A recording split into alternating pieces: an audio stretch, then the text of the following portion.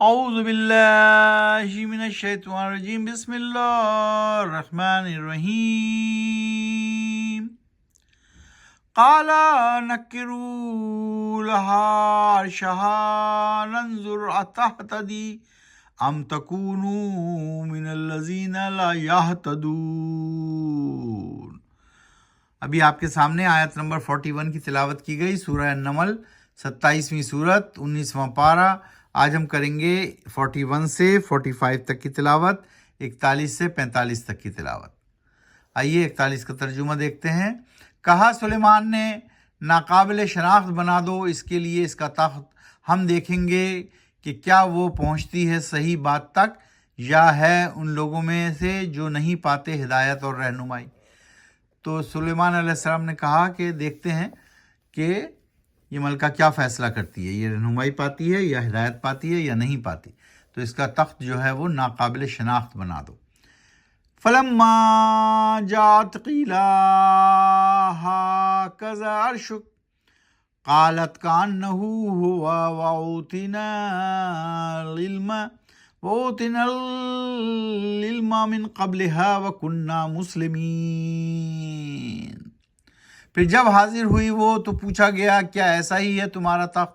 کہنے لگی یہ تو ویسا ہے اور ہم کو معلوم ہو گئی تھی ساری بات اس سے پہلے ہی، اور ہو گئے تھے ہم مسلم یعنی اطاعت گزار۔ وَصَدَّهَا مَا كَانَتْ تَعْبُدُ مِن دُونِ اللَّهِ إِنَّهَا كَانَتْ مِن قَوْمٍ كَافِرِينَ۔ اور رکھا تھا ان کو روک ان معبودوں نے مسلمان ہونے سے جن کی وہ عبادت کرتے تھے چھوڑ کر اللہ کو۔ بات یہ تھی کہ وہ تھی ایک قوم کافروں میں سے۔ قیل لها ادخلی الصرح فلما رأته حسبته لجة وكشفت عن ساقها قال إنه صرح ممرد من قوارير قالت رب إني ظلمت نفسي وأسلمت مع سليمان لله رب العالمين۔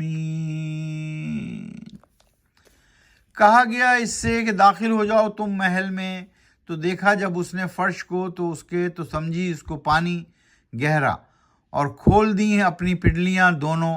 کہا سلیمان نے یہ ہے ایک محل جڑے ہوئے ہیں اس میں شیشے۔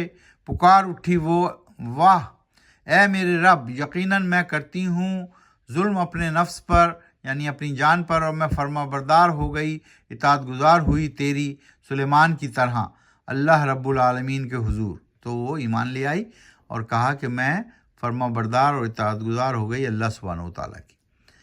وَلَقَدْ أَرْسَلْنَا إِلَىٰ ثَمُودَ أَخَاهُمْ صَالِحًا أَنِ اعْبُدُوا اللَّهَ فَإِذَا هُمْ فَرِيقَانِ يَخْتَصِمُونَ۔ اور یقیناً بھیجا تھا ہم نے رسول بنا کر سمود کی طرف ان کے بھائی صالح کو کہ بندگی کرو اللہ کی اور اس کے حکم کے ساتھ، تو وہ اسی وقت بن گئے دو فریق، یعنی دو حصوں میں بٹ گئے وہ لوگ، مومن اور منکر، اور لگے جھگڑنے آپس میں۔ یہاں آپ آیت نمبر 45 میں یہ ذکر شروع ہو گیا حضرت صالح علیہ السلام کا۔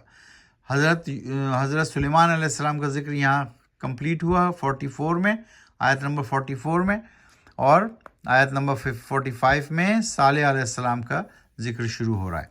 قرآن شریف کو سمجھ کر پڑھیے، آہستہ آہستہ پڑھیے، اور قرآن و سنت کو اپنی زندگی میں نافذ کیجیے۔ یہی ضابطہ اخلاق اور ضابطہ حیات ہے، اور دونوں جہانوں میں کامیابی کی کنجی۔